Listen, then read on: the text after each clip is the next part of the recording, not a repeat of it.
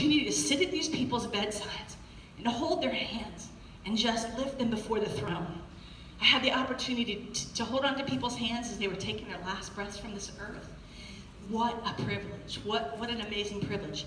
And then one day, I heard that there was a physician who had an air ambulance at a local airport, and he was looking for critical care nurses with my certification that like to fly, and I'm like, oh, pick me, that's me! My dad was a pilot, so I loved flying, and I'm like, this is so cool. Fly, be a nurse, what could be better? So I started working for this company called CareFlight, and over about 18 months, I became the chief flight nurse because I'm the in charge kind of person, you know what I mean? And I loved my job. We transported, now many of you probably have seen maybe the helicopter from the local trauma center, maybe set down somewhere on the interstate if there's been an accident or something, and that's flight nursing. But the flight nursing I did, we flew in Learjets. So we flew all over the world, okay? So a Learjet is like a small little Maserati. Flies at about 600 miles an hour at 43,000 feet. It was an amazing job. And I had the opportunity to transport all types of patients, both pediatric and adults, for all different kinds of reasons. I remember taking a child, this was probably a month before I survived this plane crash, and there was a little 8-year-old girl down in Guatemala, and she lived in this village in these little huts, and they didn't have electricity. So their only way of having anything to cook for fuel and for warmth and for light was having a little fire in the middle of their hut. And she had a little nightgown on, and she got a little too close, and it lit her up. And she was burned over 80% of her body. And so we went down there, and the Shriners up in Boston they had accepted her as a patient. And I remember putting her on board and getting her all secured, and her precious mother who spoke Spanish, and I don't speak anything but English, and not even that well. And when I go to these other countries, I find myself speaking English loudly with their accent, like that's gonna help anything. And then lots of hand gestures. But I established this rapport. Because she was a mother, I could just look at her eyes. I saw the horror, I saw the terror. And again, just nonverbal communication, holding her hand, touching her cheek, just to let her know we were going to do everything. And we did save her little girl. Her little girl ended up losing both of her legs, but she did live. Transporting patients to get organ transplants. Taking patients back over to Europe, or going to Europe and bringing patients back to our country. Got to travel all around the world. This was a young child, and again, I got to hold people's hands as they were leaving this world, and I got to transport the brand new babies, you know, that weighed less than a pound, and get them to higher level of care. I think I have a video or a picture of that coming up. This next slide kind of tells it all. I got to travel the world and taste the finest of cuisines. Now, you might not think that the Golden Arches are the finest of cuisines, but when you are in Eastern Russia and you can't determine what it is they're trying to feed you, those Golden Arches looked really good. It might have been a cheeseburger made out of mule, I don't know, but it was really yummy. And another blessing was my husband of 35 years was a firefighter, and he also became a nurse. So on occasion, we got to fly together. And then he would say, yes, I get to sleep with the boss tonight. And then as soon as we got back from the flight, he said, okay, you're no longer in charge. Just remember that. Here is a transport of two little twins that together did not weigh 3 pounds. Amazing, amazing. Just the miracle of life, and even the miracle of death when somebody knows where they're going and they know Jesus. So I have to share this, ladies, okay? I believe this verse, I am fearfully and wonderfully made. Now that is my son, and I think at that he was about 17 at the time. He's 6'4", and I think he weighed about 185. Now, if we went around this room and we said, what would you change if, I was really wishing that would have been one of those questions. If you had the chance to talk to God, right, who made us, knit us in our mother's womb, and you could change one thing about yourself, what would it be, okay? Now, I was born without a bone in my nose. I was born with this flat face, and when my mother asked, the doctor said, and she said, why did that happen? And the doctor said, well, if somebody sat on your face for 9 months, you'd have a flat nose too. Poor thing.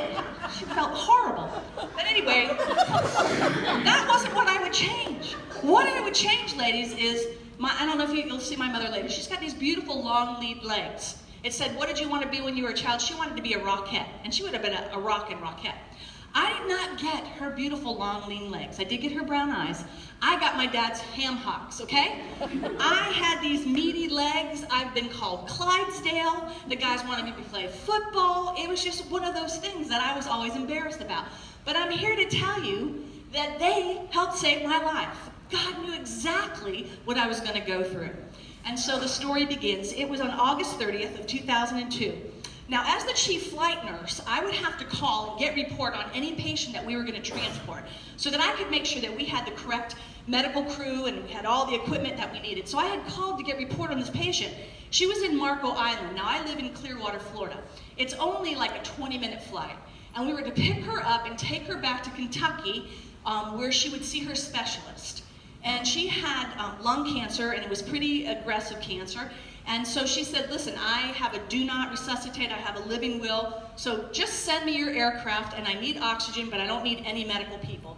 Well, you have to follow rules, okay, FAA rules and such. So I said, well, I tell you what, I will come and I will leave my flight partner at home, and I will make sure that I have the oxygen and all that we need, and we'll make it a really comfortable flight for you. So I left with my co-pilot and Jimmy, and my pilot Miles, and we took off out of St. Pete Clearwater, and within 20 minutes we had landed in Marco Island. And that was a 6,500-foot runway. We touched down, we had no issues at all. And we picked up our patient, and when I picked her up, the first thing she said to me was, I do not want to lay down on that stretcher. Now let me kind of lay it out for you. So if this is the front of the plane, okay, and that's the back of the plane, my co-pilot would be here, and my captain would be here, and then there's a seat where the family would be, and then there's a stretcher, and at the very back of the stretcher is a seat, and that's where I sat. Now, if you see where I sat, 99.9% of the time it is cut in two, and it was burned beyond recognition. So this lady said, I do not want to lay down, I want to sit up. So that forced me to come and sit up in a chair that I never sat in. So I hooked her up and I got her some oxygen and we took off, and I was having chit chat with her and her husband. It was really unique. Her husband had been a fighter pilot in World War II. He'd actually been shot down in World War II. So we had this wonderful conversation. And I kept trying to talk to the patient. I'll just call her Miss B. And I knew that she had a very aggressive form of cancer. And so I was trying to talk to her about things of faith. And every time I would ask her a question, she would immediately come back. She would just like block it. Well, let's talk about this and her property that she owned. And let me tell you about my jewels that I own. And let me tell you about this, and all these horrible things that were going on in her family. And every time I kept trying to bring up things of the Lord, boom, it was like this brick wall. So as was my custom, I had taken a little tract out of my flight suit pocket, and I had written on there, a little verse, and I had every intention of giving it to her, thinking if anyone needs the Lord, it is this woman, and she needs him now. I had no idea. I had no idea how soon she needed him. Well, we touched down in Lexington, Kentucky, and as we were starting to descend, the pilot looks around at me because I can see him and I can see my co-pilot, and they say, secure the cabin. So we were all secured in. We touched down on an 8,000-foot runway, right? Plenty of room to stop, and I realized we weren't slowing down, and that was very strange. And I heard my pilot saying, no brakes, no brakes. And I started getting a little concerned, and I heard my co-pilot saying, reverse thrusters, empowering reverse thrusters. Now, when you fly and you touch down and you hear that sound, what they're doing is they're reversing the power from the one side of the engine out the other, so it could literally stop you on a dime. And I watched him pull back, and nothing. And we're doing like 300 miles an hour, and we're still going. And the last thing I remember was saying, hold on, hold on. And so for some reason, I just kind of went down into my seat and put my feet out like this on the corner of the door. And what they could see that I could not see was at the end of this runway, ladies, was a 60-foot cliff and a 6-lane highway. It was the major thoroughfare through there. This was 1 o'clock on the Friday before Labor Day, and it was jam-packed with cars. We go flying off this, and you see that wooden structure? That's an ILS tower. And our wing hit it, and it tore off the entire wing, which ended up being a blessing because fuel is stored in the wing, because now we were on fire. And people said they could see the flames hundreds of feet in the air. Now, the next thing we were getting ready to encounter was about a 20-foot ditch. And the other name for a Learjet is a lawn dart, okay? Because if it's not going like this, it's going just like that. We were heading straight into this ditch with no control over this jet at all. The nose pitched up for some reason, and we went and we hit the side of that interstate, and it sheared off our gear, and you can see the one wing sitting there, and we slid across 6 lanes of highway, not hitting one car because the red light was here and the red light was here. And then we ended up in the emergency lane. Because isn't that what emergency lanes are for? Crazy. At this point, I had experienced intense pain when we hit, in my back and in my legs. But I was conscious. And when we came to this stop, I could hear the fire and I could smell the smoke. And I looked over and my patient was just slumped forward like this. And I believe she died on impact. And I could not see her husband, who was right behind her because of the smoke. And I looked forward, and my captain, who would have been sitting right here, was slumped over the yoke, unconscious, dripping in blood. And then I could hear moaning, and I'm like, Jimmy, are you okay? And my co-pilot said, no, I can't move. His back broke on that impact, and he was paralyzed from here down.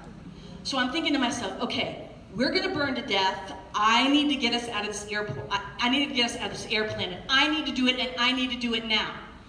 Now that is part of my identity, and it's part of the things that God has shown me, because I tried in every bit of my strength, ladies, and I took my belt off and I went to stand. All I had to do was step forward and gear the door up and push out, and we would have been free.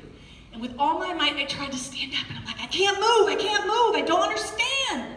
And I tried my buckle again.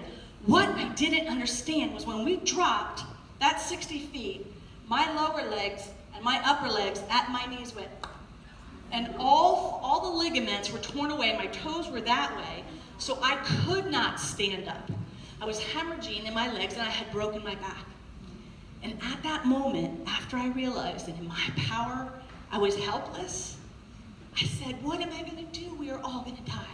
And immediately I said, Jesus, dear God, in Jesus' name, please save us, and please save us now. And I just kept repeating that prayer because my captain said he felt somebody gently shaking him. Nobody was touching him. And he heard, wake up, Miles, open the door. I didn't say that. He could hear me praying, but he could not see me because of the smoke. Do you know why people die in fires? Because of the smoke, right? Okay. So he gets up and he opens the door. Now, people out there at these stoplights had come out of their cars. One man had fire extinguishers. Does anybody travel with fire extinguishers in their car? Okay, it was kind of like spitting in the wind, but he tried. And then he tried to bust through. You can actually see there's some cracks on the front windshield of the cockpit. It's this thick. It wouldn't work.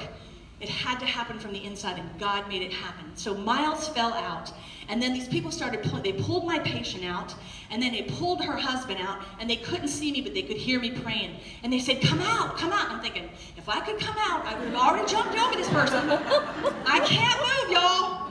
And so this man came in, Mr. Perry, and he lifted me up, and he said he remembers seeing my feet going the other way, and he's thinking, should I move? Or I'm like, whatever you can get out of here, let's get it out of here. Leave whatever else behind.